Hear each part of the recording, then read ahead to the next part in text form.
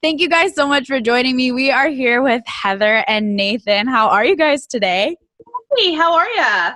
Doing well. You're doing great. Yeah. And you guys are joining us from Mississippi, correct? That's correct. South Mississippi. South Mississippi. So what's life like in Mississippi right now in these unprecedented times? Hot. Very hot. But I will admit we've had to cut back, and we've done some working from home for the radio station group I work for. So it's been really nice to be home and be home with my boys. I call my Nathan, of course, and then we have a 5-year-old son named Hayden, and we scarred him for life because we spelled it without the Y. And then we Nathan has a 14-year-old daughter named Gabrielle from his first marriage, and I'm sure you saw the pictures where we were doing the social distancing, but yet trying to make sure the entire family was in the photos. We've been doing the whole telling our story, because I really firmly believe if you tell your story in multiple outlets, then it gets spread. And this little phrase it just popped up in my head one day: with awareness comes funding, with funding comes research, with research comes hope for a treatment or a cure. And so we've been really pushing. We've been pushing since Nathan got his diagnosis, but in the last couple of years we've just been really successful in getting awareness. And so that's been our focus, even pandemic wise. So, I mean, it's definitely, like you said, unprecedented times. I think that's amazing that you're still using these tools, though, like social media, to raise awareness, because I had someone say to me, not even HD related, just with social media marketing, because that's my day job. And then when we weren't in this pandemic, I sing at night, but I haven't been doing that. And someone said, you have to really take advantage of these times because we're all stuck at home. So more people are on social media than ever, which is crazy to think about, because everyone's on social media. I have a problem with it. I know most of us do. So to think that now that we're in our homes all day, that excuse me, didn't know that was turned on. Now that we're in our homes all day, we have nothing else to do but to be on social media. So now is the time to really dive in and say, hey, I have something I want to speak to you guys about. And I laughed when we were chatting over Facebook, because you kept saying, like, I know we've shared our story a lot and I don't want to oversaturate, but exactly what you just said about raising awareness brings funds and it brings research. And even if it just brings someone who doesn't know about HD awareness to this disease, I think that that's a win. And every time you tell your story, sure, there might be people who have heard it before, but you're probably going to mention something that'll resonate with them different every time. There's always going to be that one person who hasn't heard it before, who really, really needs to hear it. And that's why I think that, whether you talk about your story once or you talk about it a million times, there's going to be someone new every single time who you're impacting. And I'm sure you found this too, in that I have friends that heard my story and heard Nathan's story, and they share it, and someone else that they were related to in some other part of the country hears it, reads it, sees it, and gets educated about Huntington's. And that's, I just, like I said, I firmly believe that Huntington's is one of those diseases that everybody just kept it so hush-hush. I mean, I know a lady who, her husband, his mother had the disease, and her father-in-law slipped her a pamphlet and said, we don't talk about this. And, but that was back in the day too. Back in the day, so correct. People, if more people would talk about it or could talk about it, then there'd be more awareness. And, pandemic just happened to be around May, and with social media and no one having anything to do, and they get bored with kind of binge watching and, that kind of thing. I mean, that's one way we've kept up with family and friends that we're not quarantining with is social media. And so it's social media, and I'll be honest with you, our radio network here in Mississippi, I work for a phenomenal statewide radio network called Super Talk Mississippi. And every time I have asked for help in raising awareness, asking for interviews or anything like that, the answer is always yes. Let us help you. We want to help you. And I mean, my Super Talk family has just been phenomenal to both of us in understanding, when I have to take off for Nathan's doctor's appointments and clinical trial appointments and so on and so forth. So I mean, between them and social media and just family and friends sharing our story, I really feel like it's been phenomenal this year. That makes me so happy. And especially that's like you said, the times are changing. When I got diagnosed, I had heard stories, which thank God my family's not this way. But there are families who are very hush hush. And it was kind of something that was like brought shame to the family, even though there's nothing you can do about it. And there's nothing to be shameful of because you have no control ultimately over your DNA and the cards that life has dealt you. So to be able to use your voice in a positive way, I think is something that people are starting to catch on to. And I've noticed that even I've known about HD for 5 years. And even in the 5 years I've been in it, the amount of people who are willing to step up and share has given me so much hope and inspiration. And even just in sharing my own story, because I know that you and we all share stories a lot. The people who are really have a special place in their heart for speaking their truth. And every time I speak about it, someone will come out of the woodworks. I've had this multiple times, whether I'm at gigs or I'm on the radio and talking about it at our local stations, and someone will either message me or come up to me at the gig I'm playing at and say, I have it in my family and I'm at risk and we don't talk about it. And so for you to go on that stage and just say it openly to the public and educate people, but also be that vulnerable and transparent that you have it. Like I couldn't ever imagine doing that, but thank you for doing it. And for me, like that's fulfilling enough. So I can imagine that you guys probably get a lot of peace in knowing that what you're doing is impacting people in a really healthy way. Yeah. And, we've even met so many people. Every time Nathan and I go on and talk about our story, there's always at least one phone call to the home office. I work in one of the satellite offices, and they always give them my number. And we've actually gotten 2 or 3 people joining the support group just from us being on the radio. So that to me speaks volumes of, and then to boot, a couple of those people actually ended up going with our doctor here in Mississippi. Wow. Because of just us telling them about, look, you really need to get a really good Huntington's doctor. Dr. Wong at UMMC is phenomenal. You know, if nothing else, just make an appointment, see what you think. And they make the appointment. They're like, oh, he's our doctor now. And we're like, oh, that's phenomenal. Because so many people talk about how they've had, well, no story with Huntington's is a great story. No. But we've been blessed in that we're really thankful because our journey with Huntington's could have been so much worse. But we ended up getting connected with people that when Nathan got diagnosed that knew about Huntington's and that put us in contact with Dr. Wong, who's our doctor here. And then Dr. Wong knew we had a heart for clinical trials and told us about Enroll HD. And that led us to UAB, and that's where we met Dr. Sung. And both of them, a matter of fact, they work together now. They have a, I don't know the actual, the fancy word for it, but their clinics are connected. And Dr. Wong his clinic is now a level 1 partner of excellence with HDSA because of their connection with UAB. And when they first started that connection, Dr. Wong had, you okay? Dr. Wong had Dr. Sung and his team coming and called me and says, look, you're a mutual patient. Could you guys come? So Dr. Sung had Nathan, went through the test that everybody goes through when they go for their yearly or, twice yearly exams and so on and so forth.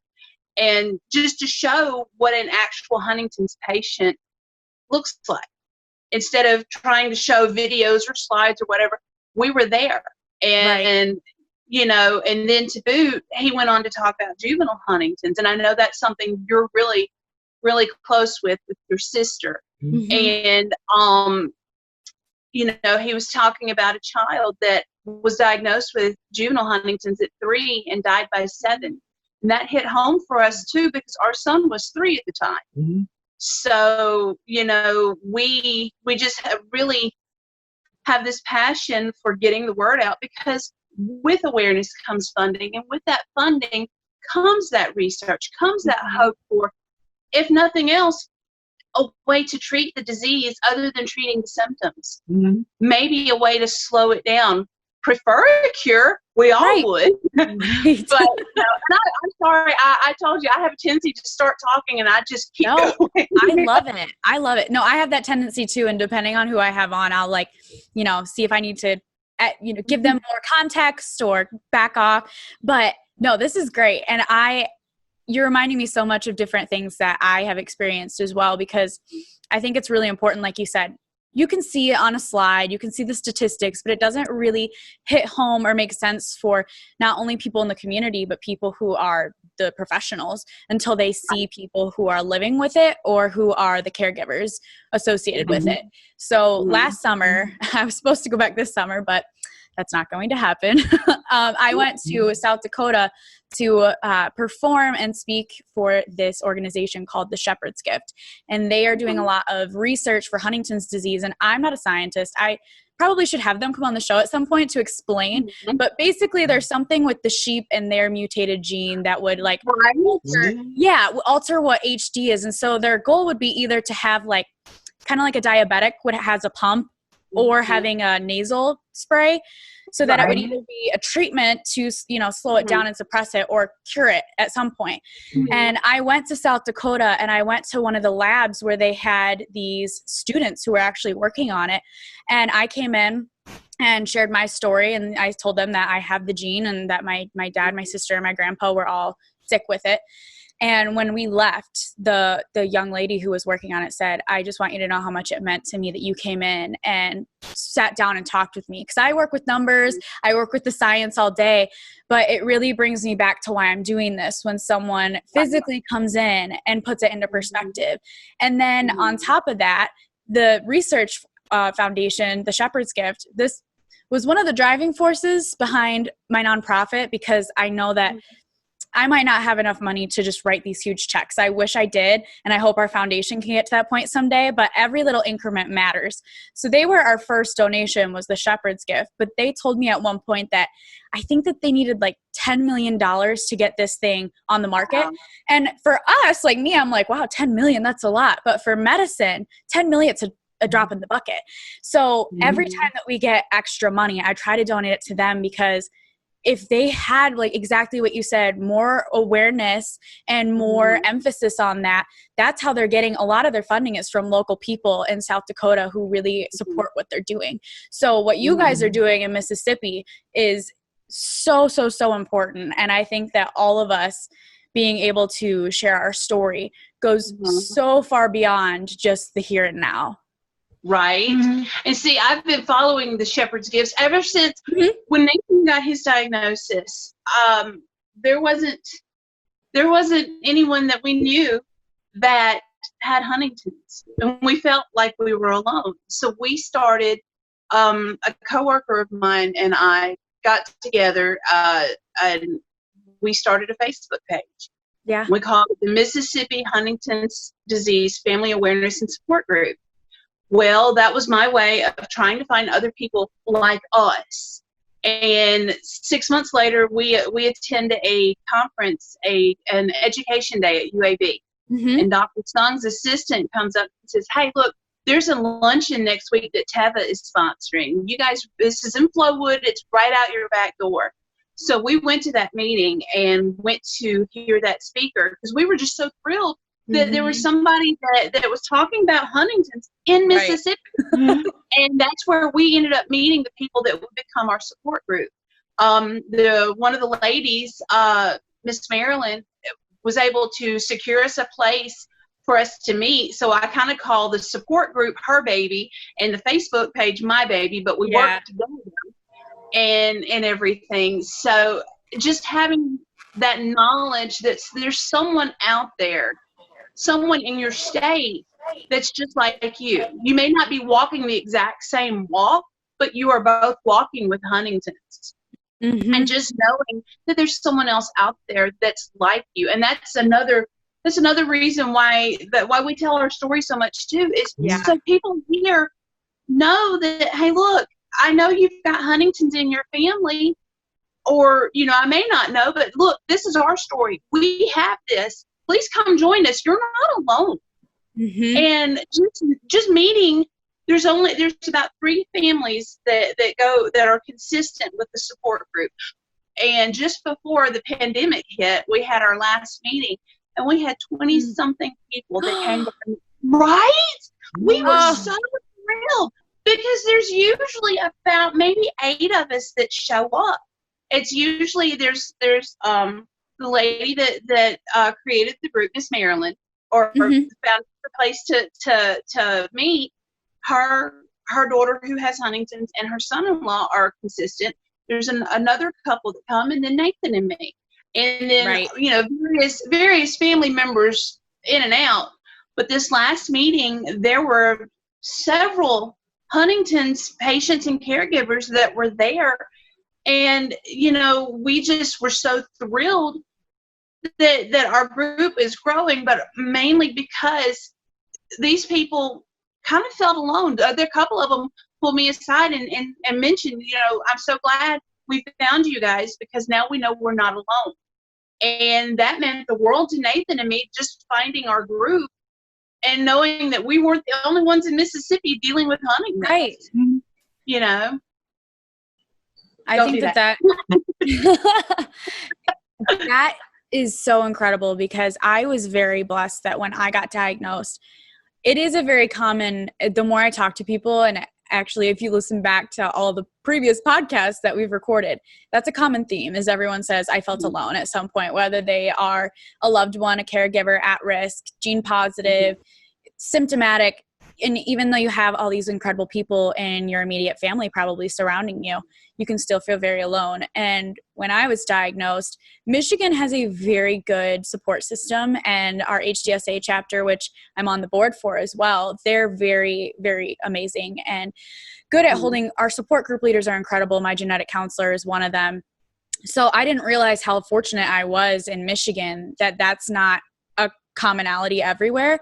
I've had some people on from other parts of the states or internationally. The gentleman I spoke to earlier, Matt, he said that in South Africa, he said I was the first, he got diagnosed in January, but he's known about HD since 2012, and his mom was officially diagnosed. And he said I was the first person he ever talked to about it openly, aside from his family. And he was like, I found you on social media, and I had no idea that there were HD support groups, or that this was a thing that people talk about openly. So it just really opened my eyes that not everyone has these resources. And that's why the power of social media and the internet, it should really be used for good and to bring people like us together, because you can feel dark, but you don't have to fight it alone. Right. Exactly. And I mean, just another example, there was someone that I met through the Facebook page that was on another support group, and she had commented about the doctor that they were sent to. And this was, I get sidetracked in my points a lot. I apologize. Me too. But, when I was saying how Nathan and I were blessed in that our road we've been blessed to find medical professionals who are passionate about this disease and helping those of us that deal with Huntington's. And this one particular couple wasn't quite so lucky, and she expressed it in a support group and had talked about how she thought that where she went was supposed to be a great place for HD. And I'm like, whoa, you didn't talk to the right person. And got her connected through our doctor, and now they go to our doctor. And it's sad to see that so many people have such a hard journey that doesn't have to be hard if people would educate themselves. People who should know, about Huntington's, neurologists and such, that you would think would have at least an inkling of Huntington's. Some really don't. And, some people that we've spoken to were like, I went to the neurologist and they told me I was crazy and that I really didn't have anything, that it was just, it was something else. And I'm like, you've got to be kidding me. Just people not having that support, even medically, is just so sad to me. And if us telling our story helps that one person, then I'll tell our story a million times. Amen. Amen. So let's go back before HD came in. And I don't know how your situation was. When did HD come to fruition? Did you know that you were at risk? Did you know it was in your family? How was life leading up to the diagnosis and then afterwards? Do you want to talk about it or do you want me to? It was...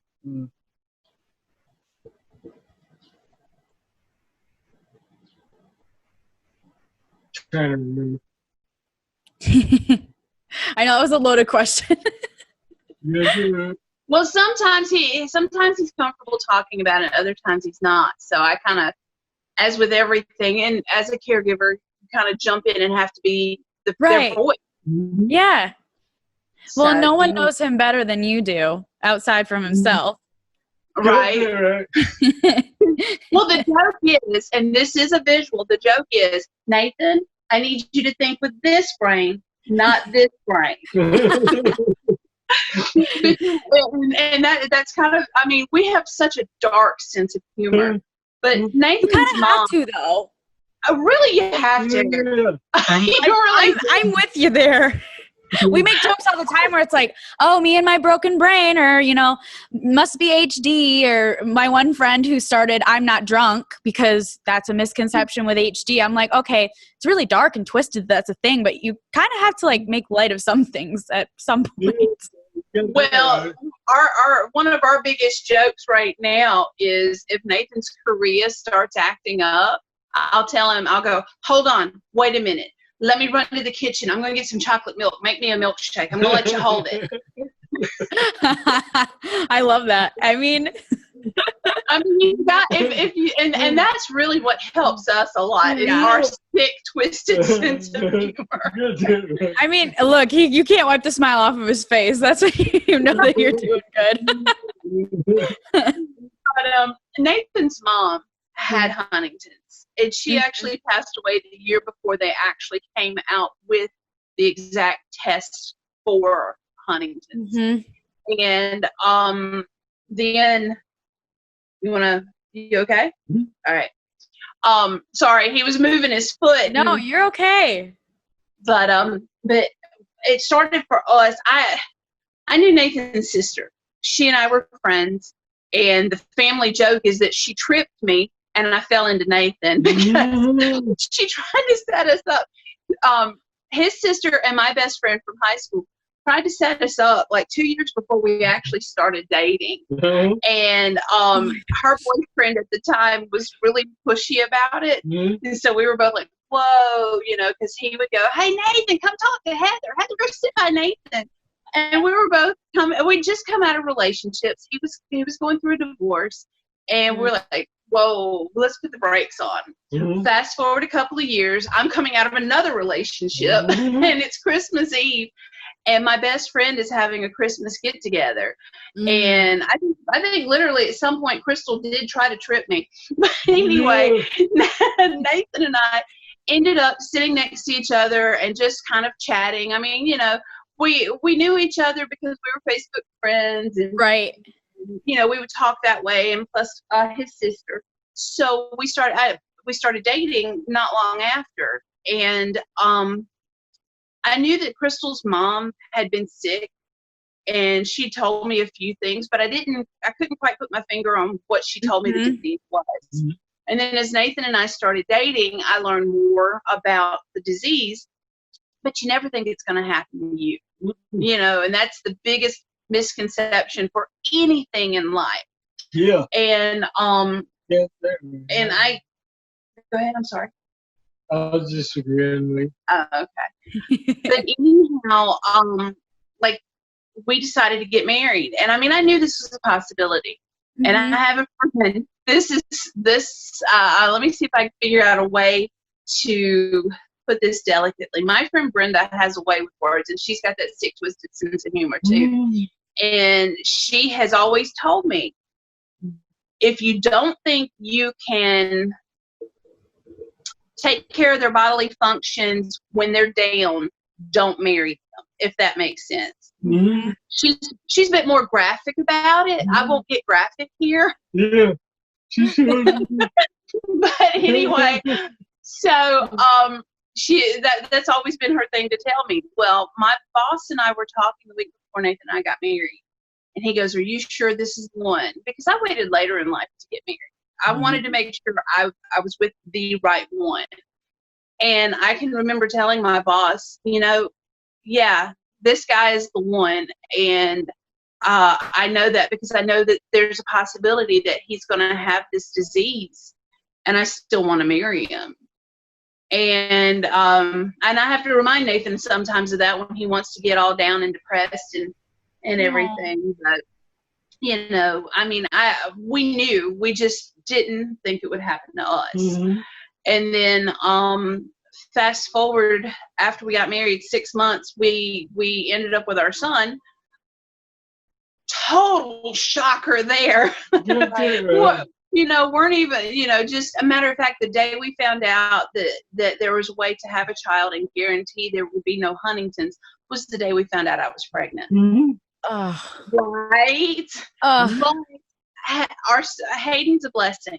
And he can get into a lot of trouble. In that first year, I kind of thought, you know, why a boy? Because you know, before he was born, there was a chance he was going to have cystic and Downs together. He nearly choked to death when he was 10 months old. About 2 months before we got Nathan's diagnosis, he was in a tornado and was missing. Yeah. I mean, so there is a reason this child is here. I tell you all that to explain Huntington's or not, God has a plan for this kid. Maybe to try to keep us on the straight and narrow. I don't know. But Hayden was about a year and a half, just under, and ate a Tide Pod the night before Nathan got his diagnosis. Right? My kid's our child's a trendsetter. I was gonna say he was way ahead of the trends. And actually, it was a gang fling, but nobody knows what those are, so we always just say Tide Pod. Yeah. But anyhow, it's the same thing, only Gaines version. So I was actually at the Children's Hospital here in Mississippi when Nathan was getting his diagnosis. So I was across the street from him. They had me on speaker, and thankfully his sister Crystal went with him, so he wasn't alone. And I can remember Laura, the genetic counselor, which we actually met her because of the issues that we thought was going to be with Hayden. And so that's just, to me, another way that God's working in our lives. You know, he put us with that genetic counselor because we were going to need her in the future. So again, dark sense of humor. I can't hear. I say on speaker, "Hey guys, I don't know if you guys are even still there. I can't hear anything." She takes Nathan's phone off speaker and she says, "Did you hear what I told Nathan?" And I said, "No, I did not." She says, "He has a CAG of 46. He will develop Huntington's." And after I felt, and I'm sorry, sometimes I choke, sometimes I don't, but after I felt like I've been sucker punched in the gut and slapped across the face with a cast iron skillet, the first thing I said was, "Well, it's a good thing that we married older and later in life we'll die together." See, he thought it was hilarious. My uncle, who's like a dad, told me he'd have divorced me if I had said that about him.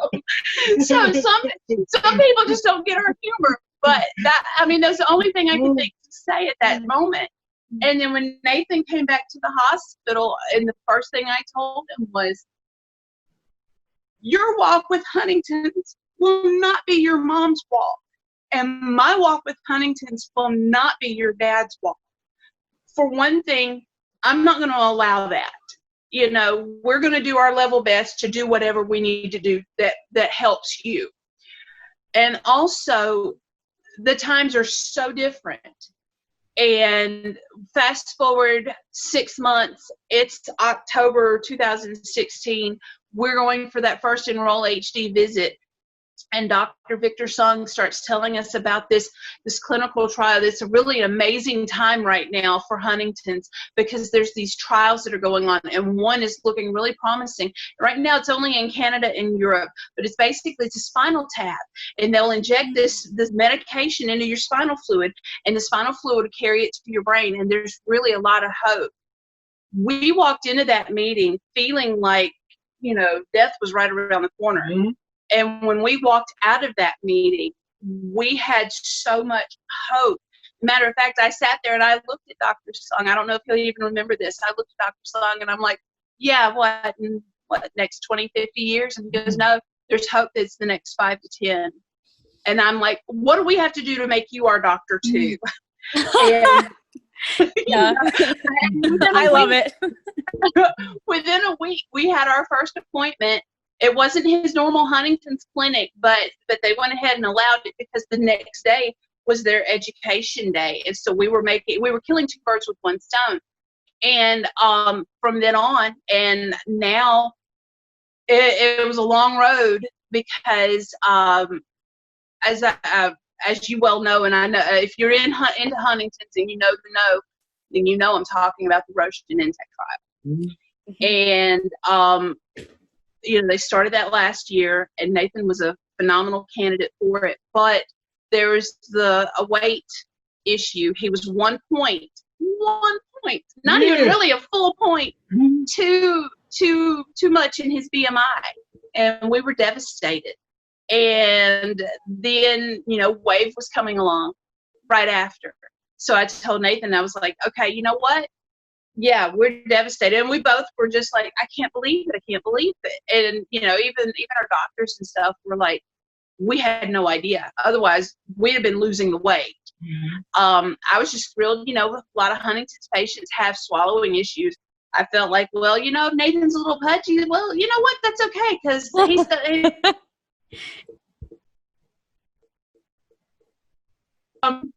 that and he's happy, you know. Mm-hmm. In our situation, if we're thin, we're either trying to lose weight or we're miserable. So we got together, got happy, got pregnant, and both of us gained. Yeah, like I said, dark sense of humor. Mm-hmm. But fast forward to March, and Roche pauses the trial because they're seeing that patients don't have to come once a month. Mm-hmm. They can come every 8 weeks. Mm-hmm. By that point, Nathan's lost the weight, and I go, because I was going to clinicaltrial.gov religiously. I mean, every week, just to see if there was something new. And I had realized, you know, it's been a week or two. I haven't gone. Let me go look. And then I saw where they had revamped in that the people that were already in the trial got moved into another one, which made room for us. So immediately I'm emailing Dr. Sung's assistant, and I'm going, hey, don't forget us. If there's something going on, we're really interested. By the way, Nathan's Nathan's weight is this now. And she goes, what's his BMI? I said, I don't know, but you tell me how to find out, and I'll get it for you. And so, you know, I figured it up, and it was right there at the mark that he could get in. And so we went and did the preliminary exams and all that, and we're now in the Genentech Roche trial. Mm-hmm. So, and we've been in our visit will go next week, and that will be our 11-month visit. Now we've had an issue. Nathan did develop a blood clot in his leg, and so we had to forego the last injection. Mm-hmm. But they let us stay in. Mm-hmm. And so, you know, if nothing else, at least we feel like we're fighting, even more than what we have been. Mm-hmm. So I'm sorry, I got long-winded and twisted. No, I know I'm making like really over the top facial expressions from like laughing to sobbing and then to, like jaw dropping. There's so much to unpack there. First of all, I really respect your relationship and your love and dedication for one another, because I think that is the foundation of everything, is just having a solid support system with your family and your partner, your loved ones, and knowing that I think it's so beautiful that you said, I knew he was the one when I realized that Huntington's didn't scare me away, because I talked about that with my current boyfriend. And always with us young kids, the joke is, well, when do you bring up HD? When do you bring that into the dating game? And I don't even remember the exact time I told him, but he came back to me like a year. We've been together for 2 years now, and he told me like a year ago. He goes, I just want you to know that when you told me about that, I went home and told my dad and his mom too, but his dad's like his best friend. And his dad was like, well, you know what? Your mom is my best friend, and I love her more than anything. And if you feel that way about this girl, then this disease is not something that you should be scared of, because you're going to love her no matter what. And he told me that. And he told me that, he's going to do anything in his power, regardless of how my symptoms do or don't come on. He's like, I'm going to be there for you. We've talked about what we want to do with our children. And, it's just so nice to have someone who's like, you know what, that doesn't scare me, because it scares me. It does scare me to an extent, and it probably scares him and everyone around you. But having a solid support system is so essential to fighting this thing healthily and as much as you can. And then I am so excited that you got into the trial, Nathan, because as soon as I got diagnosed, and part of the huge reason I wanted to be diagnosed was not only to know what I want to do with my family and my children and how to go about that in the future, but I also was told there's a lot of hope. There's a lot of trials going on. And my genetic counselor was like, we have a lot of resources. They told me about Enroll HD. And I said, okay, I want to be involved. So my CAG is 49. And at the time when I got diagnosed, I was 20. So I tried to get involved, I think it was 2 years ago at 21. And again, this is kind of a blessing, silver lining in disguise. But they said, you're really abnormal because a lot of young kids your age aren't diagnosed and don't have a high CAG like you do. But because you have no symptoms, we're not going to take you. And so I said, that really sucks, because I wanted to be involved. But if they're going to tell me that not having symptoms is what's keeping me from being in it, okay, I can deal with that. But there were a lot of people we actually had someone in the state of Michigan last year at the state education conference. There were two people that we kind of highlighted. The first one, he was a gentleman who also got accepted. And I can't remember how far along that he was. But when they were honoring him and asking him his experience and his family, there was another family who they first of all said, we congratulate you. We think that's incredible. But our hearts are breaking because I think it was her husband had tried to get it in it and had the exact same situation where I think he needed to lose 5-7 pounds and they didn't know. And so they said, we get that it's science and we get that it has to be super precise to be accurate. However, we wish we would have known this beforehand, so we could have been working on it. Right. Because that was us. That was us totally. We would have, that actually Nathan losing weight was part of the catalyst for us getting tested to begin with. In that, my aunt, who was like a mom to me, she and my mom were sisters and they were very close. And she kept telling us that we needed to go get life insurance for both of us. We just had the baby, actually, I don't even think we'd found out I was pregnant yet. I can't remember. No, we did have Hayden. And so we went to do the process of getting life insurance, and there was a high rate and a low rate. And if Nathan could lose 5 to 7 pounds, he could get that low rate. Well, he did. He spent a week losing weight. Men it's aggravating. They can lose it like that. And he did. Yeah, us women. A pound takes like a month. Well, now, and let me tell you, now that I'm over 40, my child is 5 years old and I'm still fighting all the baby weight I gained. I gained everything when I was pregnant. But, when you're a caregiver, you're taking care of everyone else. And you don't really have a lot of time for you. And anyway, that's beside the point. So we go to get this insurance. Nathan has lost the weight. but we still have to pay the higher insurance because of his mom having Huntington's. Mm-hmm. So weight has been an issue for our walk with Huntington's. That's so frustrating. And that's actually a common question I get when people are considering getting tested, or they have children who want to get tested who just turned 18. And my mom kind of regrets it because my mom was like my emotional support person that whole time, because they want you to have someone. And they kept saying stuff about life insurance, and I kind of jumped into it really quickly. And along with that, I was in college. I wasn't a working adult. And she was like, even if we tried at like 19, 20, I don't think that they'd probably see that as a red flag. Like, why is this young girl taking out life insurance when she isn't even old enough to drink right now?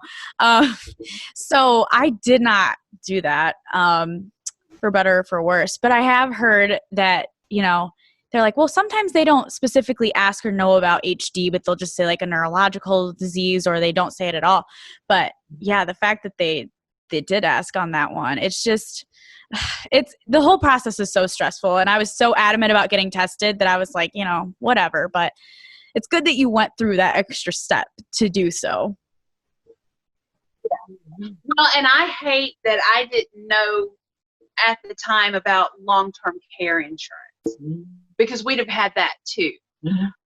Because, we don't like to talk about it, but right now our goal is, because we kind of, you got to have a goal somewhere. Mm-hmm. And right now our goal is we'll eventually sell our house, because it's a 2-story, and it's kind of, you walk in the living room, but to go into the kitchen and into the bedrooms, you got to take a step up, and it's not going to be conducive to worst case scenario Huntington's. Mm-hmm. But our ideal goal is to build a home that will accommodate Nathan's needs, worst case scenario, because a lot of places don't take Huntington's patients, and I want Nathan at home anyway.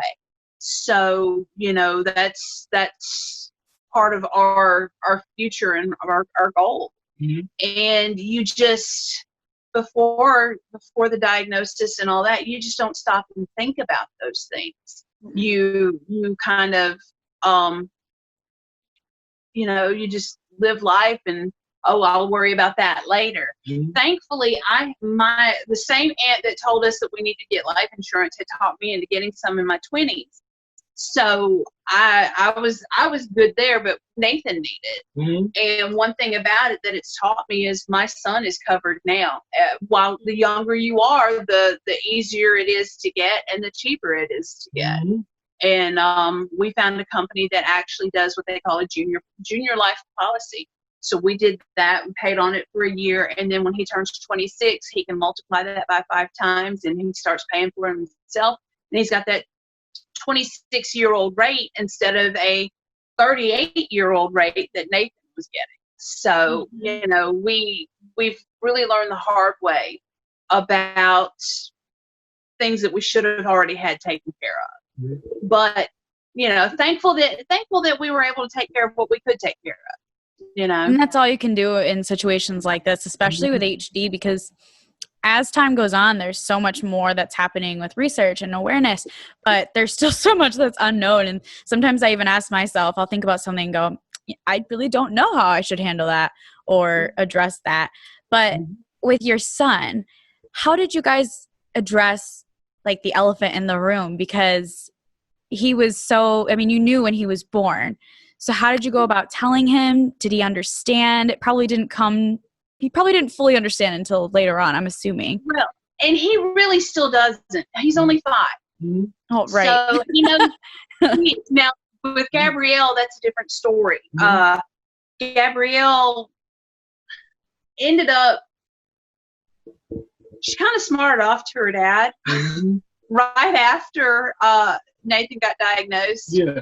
And, that preteen thing that everyone goes through. And so Nathan sat her down and goes, this is what we're dealing with right now, and you need to know about it. So it was a shocker to her, but she's handled it great. She did ask me at one point, when could she go to get tested?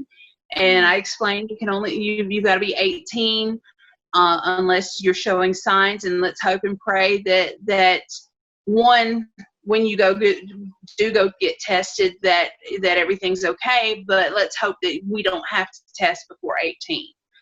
And with Hayden, he's never known a time Daddy wasn't sick. Mm-hmm. And it's so sweet. At night, we'll do the "Now I Lay Me Down to Sleep," and he'll go, and it's so cute, and I have to do it because he'll go, "God, please take care of Daddy's sinuses and make them better."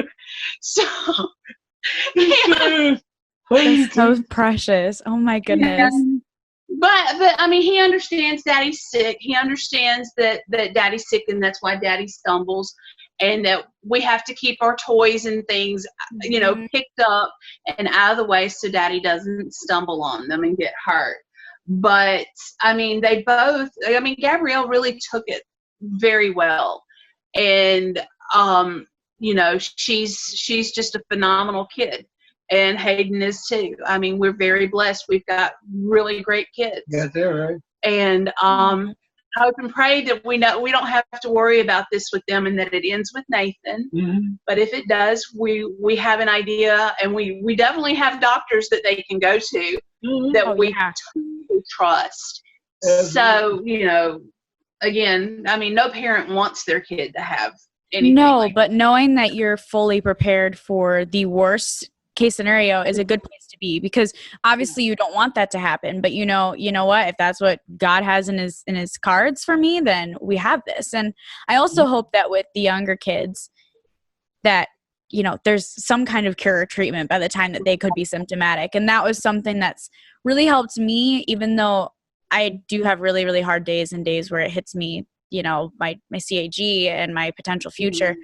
But when I got diagnosed, my genetic counselor said, and I've heard so many other doctors say this, and I know a doctor would not say something like this unless if they were very adamant that it could happen. They said, this is the best time to have HD because we have so many things that look very promising. And yes, we all want it right now, because my dad, he's further on in his stages, and he didn't understand with our sister Brianna how bad it was. So his grieving has been really, really hard, because he was, and it breaks my heart because he was so optimistic. He goes, well, there's trials and there's research, so they're going to find something and cure her, which, optimism is amazing. And it would make me happy that he felt so strongly about being optimist, but trying to handle that grief that it was too late for her. And there's some people where it's not going to be on time. But for future generations, I just have so much hope that there will be something, whether it's a cure or not. And even if it's Roche, just slowing it down or pausing it, silencing it, I'll take that. I would love to. That's why I was like, dang it, even if they gave me a placebo, I would just have a little bit of hope that maybe they didn't if I got in it, and that it would help.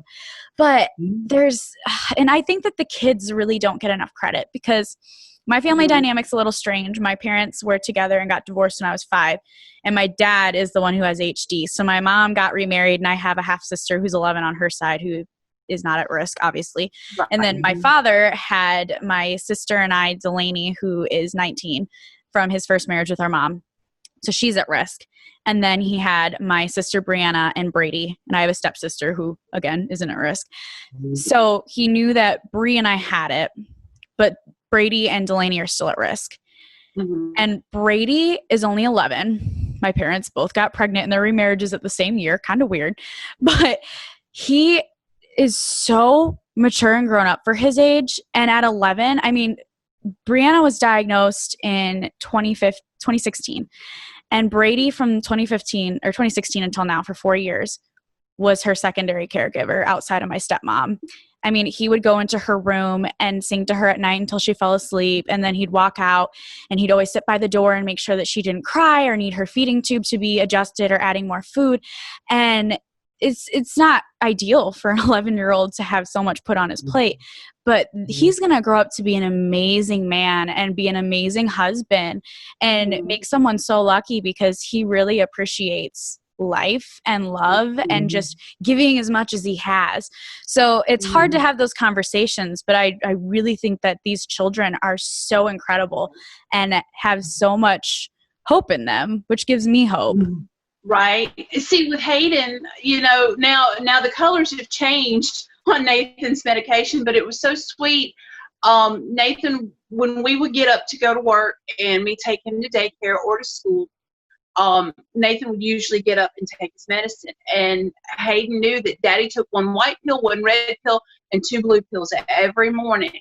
And even if it was Nathan taking it himself, he'd have to hand the medicine to Hayden first, so Hayden could hand it back to him so he could give Daddy his medicine. So, you know, it is sad that he will grow up differently, but then again, it will make him stronger. And you know, he can be a bit of a pill sometimes, but just as a compassionate. I mean, when I say pill, he can be a pill. But anyhow, but I know that he's going to be a more compassionate child because of what we're going through. And, you know, I really, again, we're God people. We may not be the best church going, but we're God people. And we feel like there is a reason that we're going through this. And we've been very thankful that we haven't felt, aside from alone as far as not knowing anyone with Huntington's, you know, we feel like God has been with us every step of the way. And has, you know, like I said, we've been really blessed in finding people that we've been surrounded medical wise, and even our family and friends who, I mean, for example, we were talking about HDSA earlier. We did a virtual walk. The only people in our virtual walk are Nathan and myself. And the beauty of social media, we've raised $810, just us. Wow. Good for you. And you know, we did that because, well, technically Hayden was with us when we did the actual walking, but just people that have surrounded us, we've just been so blessed, family and friends and medical wise, that I'm just really thankful that the good Lord above has put these people in our lives. And you know, we've got some phenomenal, you know, support group people as well. And just I can't talk highly enough of our family and our friends and even my coworkers, which I lump them in the family category because most of them I've known since I was 22 years old and first started at the radio station. So, you know, they're more like big brothers than they are, you know, boss and coworkers. In my satellite office and in our home office has just been phenomenal. Anytime I've said, hey, look, it's Huntington, we've got something Huntington's, would you guys mind talking about it? And it's like, yes, send us the information or tell us who we need to talk to. And so we're really blessed that our walk has not been as horrible as some of the stories we've heard, even the disability issues. You know, we hear so many horror stories of people having to go and apply again and again and again. And ours was relatively, I mean, not easy, but it was not the journey that a lot of others had. But then again, once I found out that Nathan had Huntington's, I became very proactive about what I needed to do. And it just so happened I served on a board of directors for our community theater with someone who worked at Social Security. And I'm like, we're selling T-shirts one night during intermission at a play. And I'm like, hey, look, I need to pick your brain when this is over. And she's like, okay, well, yeah, let me know what's going on. So I explained. She the first thing she said is, have they modified Nathan's job in any way? Nathan was a diesel mechanic, and they had modified his job several times. And then looking back, we can see that, like, when Nathan lost his job when I was 6 months pregnant, it was actually the beginning stages of Huntington's. We didn't realize it at the time. And we just thought, well, he'd been diagnosed with ADHD, and his general practitioner tried, of all things, Adderall to try to help him with his ADHD. And when I say, I mean, looking back, well, it like pulled out all the chorea symptoms. I mean, Nathan was like this, and he couldn't talk to you unless he was like this. I mean, it was really, now that we look back on it and see that's what it was doing. But at the time, we just thought he was having a horrible, reaction to this medication. And so we can see that looking back. And the disability even said, well, look, if that's the case, we'll try it for that length of time. So by the time 6 months went by and Nathan couldn't work anymore, he was already set up. All I had to do was call the girl at the office and say, hey, look, Nathan's last day is going to be January 13th, 2017. By the end of that month, he had his first disability check because we had been so proactive about it. And you really have to, in your own health care and everything, you really have to be proactive because nobody's going to speak up for you like yourself or a loved one for you. I started kind of laughing because this story sounds almost identical to my dad's with a little different nuances. He started losing jobs during the recession when most of the country was, but then he had this period of time in between, when the recession was starting to get better and ending, and then him getting diagnosed, where he had multiple jobs. He had a steady job for a long time, and then all of a sudden he couldn't keep them. And he would blame it on all these different reasons, but then we'd come to find out later that it was because of his inability to keep up, or he couldn't take orders, or he was getting irritated and angry. And he just wasn't understanding what was going on. And obviously he was frustrated because, he went to college, worked his whole life to work and be an accountant, and now he's losing job after job. And he finally, he was misdiagnosed also with ADHD before we found out that HD was in our family. And I'm also remembering earlier that you said that Nathan, your mother, had passed before the gene was developed.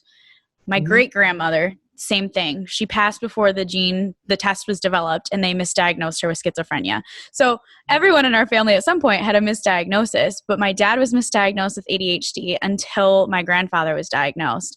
And then he found out it was HD. But my dad had to go through about 2.5 years before he ever got approved. He had to keep reapplying because they kept saying, you can do something, like you can be a greeter at Walmart. They didn't understand what HD was, and that for him, even right now, it's more cognitive decline rather than physical, where my sister Bree was the complete opposite. She was still mentally very, very quick and very witty all the way up until like the week that she was going. But her physical disabilities were very, very severe. So he had to wait about 2.5 years, finally got it, and got back pay for, my siblings who got money from it. But it was really frustrating because I would talk to him and he said, I've drained my 401k. I have like $7,000 of credit card debt because I can't pay for anything. And he did do those jobs, well, not being a greeter at Walmart, but he worked in these jobs that were specifically for people with disabilities, and they told him that he couldn't keep up. So finally, I think my genetic counselor, we share the same genetic counselor, she and some other people had written letters of recommendation that he be put on disability, and finally he got it. But it's just really frustrating to hear that so many people go through that. And in a time period where mental health is supposed to be something that we're advocating for and being open about, it's frustrating that the government is still saying, well, we can't see your symptoms, so you can't be sick. Yeah. So I'm really happy that you didn't have to go through that, because it breaks my heart when I hear stories like that. Right. We, like I said, we've been very lucky, very blessed. The road, no road to Huntington's is easy, but we know that we could have had a much harder time, and we realize that much harder time is coming. We're not blind to it. And yeah, we are in the trial, and we may or may not be getting placebo. We don't know. But one thing about it, we feel like we're fighting. The option to sit home and wait was not in the cards for us. as a matter of fact, we literally did go to Tennessee to see if Nathan was a match for the wave trial. And I mean, because if it was doable, by golly, we were doing it. We both had that about us. Maybe me more so than Nathan at some points. But we went to Tennessee, drove 8 hours to it, 8 hours back. We were wiped out when we got back. But I told Nathan, I said, if it helps you, then it's worth it, and I'll do it. Absolutely. I mean, there's if there's no other option, there's no other option. And ironically enough, I had once things got rolling with Roche, I didn't even think about calling the hospital in Tennessee. And July 31st was Nathan's first injection. August 1st, I got an email telling me that Nathan was not a match for Wade. And I'm like, oh, well, thank God that we got in a Roche, you know. But I feel like our work, and because I told Nathan even then, I said, you never know. Something might change. Things have changed already. They may change something, or there's weight down the line. Let's go ahead. We'll work on losing this weight, and if nothing else, even if we don't get in one, maybe we'll get the other one. And never thought that we would be able to get into the one we originally were trying for anyway. But and even if it doesn't work, even you okay? No.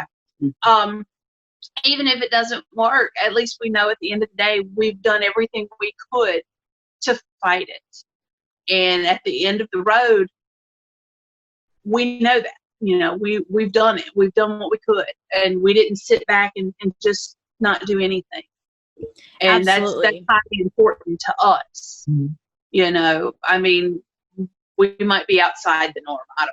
Or we might be more normal than I think. So that's the best place that you can be with something like Huntington's, where there currently is no cure or treatment, is to just know that you're doing the best that you can.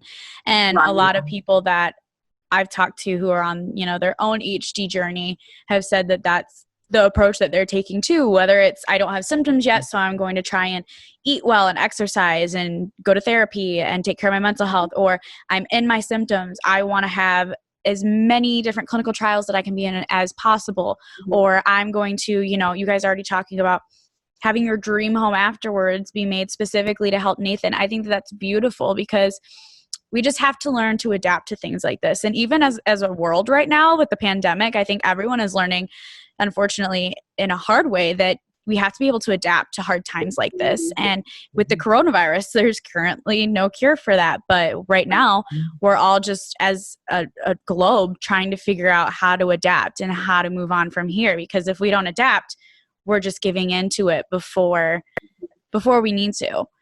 But I also just want to say I did do some digging, and I saw some of the amazing work that you guys have been doing. And I saw your post about the proclamation that was made in Mississippi. And so I went on and saw these articles that were written.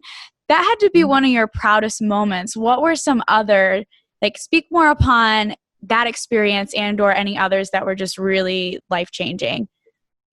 Well, that ended up, again, we've been blessed because Senator Sally Doty is someone I've known from my community theater days. Her ex-husband was my dentist. I mean, so I actually, to get that going, I forget if it was Utah or wherever I got one. I'm like, oh, how do I do that here? So I just made a Facebook post. I tagged Sally. I tagged another friend of mine named Cindy. And I'm like, hey, can you guys point me in the direction? Sally goes, I can do this for you. This is going to be this is easy. So she helped us. It took us about, I think we got started on it about mid-April. And then by almost the end of May. And then to boot, I guess it was early March, maybe late February, the Mississippi Republican women were having a luncheon. My friend Cindy invited me to go to that to talk Huntington's with some of our area political leaders. Mm-hmm. And she did. We walked the room, and I handed out pamphlets, and I told, business cards, and explained what Huntington's was, explained that my husband has it, and that we're here in Mississippi, and we're not the only ones in Mississippi that have this. There's at least the approximate guesstimation is 200 people in Mississippi alone. So while I'm there, another friend that's in the House of Representatives, we're sitting at the table, and Becky goes, you know what? You need a resolution. I'm going to work on that. And so she's working on that now. So it's been crazy how our path and everything has worked. I never expected. If you'd asked me 20 years ago what I would envision my life being, I would have said, well, I probably would have won an Oscar or two, hopefully. But maybe I'm married to Gerard Butler, but and that's the joke. If Gerard Butler ever walks through the door, I'm out, and if Kate Beckinsale walks in, he's out. So I think everyone has one of those. Right. So we've been really, it's not been an easy road, but at least I guess we've been lucky to know people that could help us, or at least point us in the direction that we need to be pointed into. And at the time, it feels like it's forever going. But looking back and seeing that, my friend Sally was able to help us get this done and get this recognized in the state of Mississippi. And, she just was phenomenal at helping us with that. And Representative Becky Curry is in the process with the resolution. Mm-hmm. And she messages me off and on, and she messaged me not long ago, and she says, hey, look, I just want you to know we're about to go back in and start working again with this whole pandemic thing going on. I want you to know I've not forgotten about this. I am still working on this for you. And that meant the world to me. Mm-hmm. So really, we've told our story so many places, so many, UMMC did a press release about them being a level 1 partner of excellence with HCSA. And that's given us, mileage to get awareness. And like I said, if you told me 20 years ago, I would be using the skills that I thought that I was going to be using for one career, well, 2 careers, because my radio career, I started on air. Mm-hmm. So if you told me 20 years ago, hey, look, you're gonna be a huge, your thing is going to be talking about Huntington's. You're going to use these skills that you went to school for newspaper reporting. Well, you're going to use that skill to bring awareness for Huntington's. Oh yeah, you're on the radio now, but you're going to use that skill for talking and that acting thing where you're not quite as nervous about being in front of people. Those are skills you're going to use to talk about this disease that needs help and needs getting awareness. Mm-hmm. So, and I firmly believe in telling your story. Mm-hmm. Because the only way people are going to hear about it is if we all, as a community of Huntington's people, caregivers, sons, daughters, patients, moms, dads, whatever, tell our story, then we can be heard. And again, with awareness comes funding. With funding comes research for hope for a treatment or a cure. And sometimes it's not easy to tell our story. Sometimes I tear up. Sometimes I actually just start squalling. Mm-hmm. Sometimes I get choked up. Sometimes I don't. It's just Yeah, sometimes I do too. Yeah, and this is phenomenal because Nathan is normally not. When we're on the radio, Nathan gets choked up, or Nathan's like, well, I'm really nervous, and I'm like, well, it's not like there's 50 million people out there. There's maybe 1 million. That dark humor again, but him wanting to be involved is phenomenal too. And as far as like right now, because this morning I thought it was just going to be me, and then he walks in and goes, do you think she'll mind if I get on too? And I'm like, no, she won't mind. I love that. I love it so much. I'm glad that Nathan, thank you for joining us and being here, because you and Heather are doing amazing work, and I can feel your love and your passion through the computer screen. So I can't even imagine what it's like to be in your actual physical presence. But I completely agree. It's just, you're doing God's work and doing what he's calling you to do. And that's something that I have also felt really close to, just in your own experience and mine, is I still sing. I still love to write music, and I do that. But now I'm also, every time I go out and I play my original music that has to do with Huntington, I talk about it. And then that turned into starting the nonprofit, and then the nonprofit turned into having events and doing these podcasts. And I would have never thought, when I originally thought that my life was strictly just going to be music, that my love for music, and I used to be on stage in high school doing musicals and things like that, that my love for being in front of people would turn into advocacy and helping people through something and raising awareness. So I think it's incredible that there are so many of us out there who feel this calling to do God's work and share what incredible things can be done when we all come together. Right. And see, plus, you never know who you're going to touch with your story. For example, I followed you and Bree since Nathan got diagnosed. I saw you guys in a support group. And matter of fact, Nathan's sister and I have talked about, oh, Shelby posted this about Bree. Bree's doing, I mean, we really would. We would talk about you guys because you were part of, I mean, even though at the time we didn't know you, we felt like you were family because you're in the 8 family. So you never really know who your story's going to touch. As a matter of fact, like, okay, for example, you and us were both in the stat article about the trial, and you just never know who your story may touch, who may hear it or see it and go, you know what, I want to help with that. And I think that's really a large part of what we're trying to get the word out, just so people know, hey, look, we're here, and we want, we want you to you can help, or you can just be part of our little family, or, even if it's just praying for us. We're thrilled with that, but you just never know who you're going to touch by sharing your story. Absolutely. Oh my goodness, I have chills.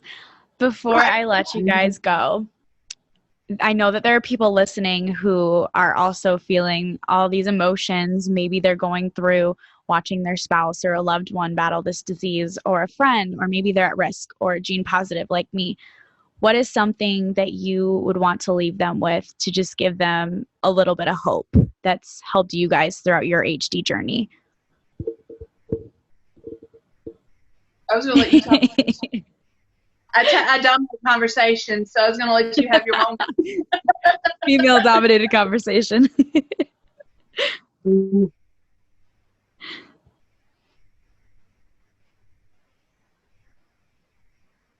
Is this where I need to jump in? Okay.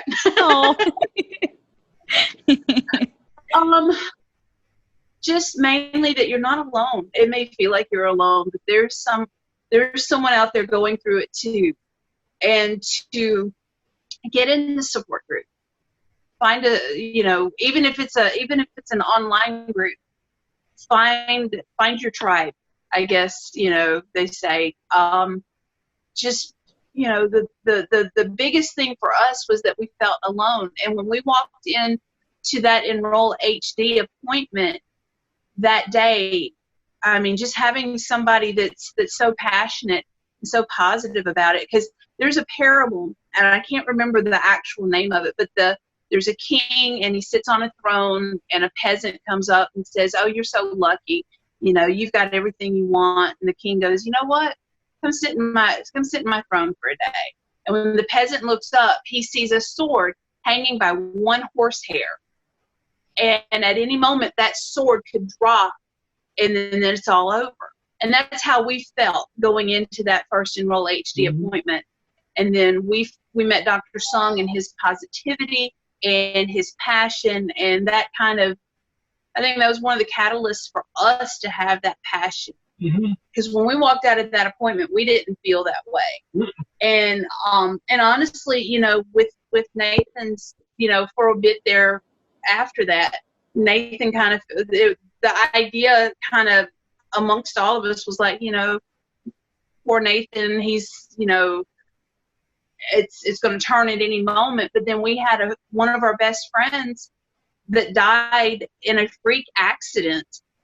And it's like I told him, you know, our friend didn't expect when he got up that day that he was going to die. Just because you have Huntington's doesn't mean that the day is over for you. And let's use this for good. Let's try to spread that awareness. And Nathan was all for it. You know, and just, you know, there are days, I'm not going to lie, there are days it's hard for both of us. There are days one of us is playing cheerleader and the other's just not so thrilled, and then we reverse it. But for the most part, we just positivity. You know, I mean, sometimes you have to choose to be positive. And other days it's a lot easier, but just I guess those are the things that help us, is trying to stay positive. Plus, you know, we've got kids, and, you know, it's not just us. It's not just Nathan. It's not just Heather. It's Nathan. It's Heather. It's Gabrielle. It's Hayden. It's a whole family and friends that are like family. So at the end of the day, we're really, like I said, I know I keep saying we're blessed. But we're about as blessed as you can be in a terminal illness like this. You guys are incredible, and I am so grateful that you both were willing to come on here and be so vulnerable and share so openly. And I just want to say, we're going to fight this thing together one day at a time. And I have a very big gut feeling, or God feeling. I need to change my gut feelings into God feelings, that this is going to be cured in a matter of time. And with all of the incredible work that you're doing, we're one step closer. So thank you guys so much. Thank you for having us, and thank you for all the work that you're doing. You're so phenomenal. I don't know if anyone's told you, but you're so phenomenal in doing this and doing all that you have been doing to spread awareness. And we appreciate you letting us talk about it today. Oh my gosh, it's been really therapeutic, honestly, to have people come on and to just see these little nuances in everyone's story that kind of, you know, intermix and are similar. And it just gives me that much more motivation for everything that I'm doing and for what you guys are doing. I fight not only for myself and to keep my own sanity, but because of all the people that are positively impacted. It's such a blessing to be able to do. And I know that you guys absolutely feel the same way. We do. We really do. Well, thank you so much. Enjoy the rest of your holiday. I was going to say holiday weekend, but it's basically over now. Life has to go back to, sort of go back to normal tomorrow. Right. We're quarantined through the middle of June now. So my boyfriend will go back to work tomorrow, but I work a government job marketing during the day for our public library. So I am working the marketing job from home right now during the day. So I'm just going to be here. Oh, yeah, we started back about a week or so ago. Okay. But then again, our office is really small. There's only about 4 of us in our office. Right. But, you know, we've been, again, lucky and blessed, you know. But then again, with even though the Huntington's isn't considered one of the diseases or sicknesses that would be, what's the wording, that would be highly affected, I still haven't taken chances. So Nathan and Hayden Nathan and Hayden have stayed home, or if they want to get out, they stay in the car, and I wear the mask and go in, and then I slather down with the hand sanitizer or Lysol when I get back. So, you know, never be too safe. Right. Better safe than sorry is my motto. Absolutely. Thanks. Bye, guys. Bye. Bye.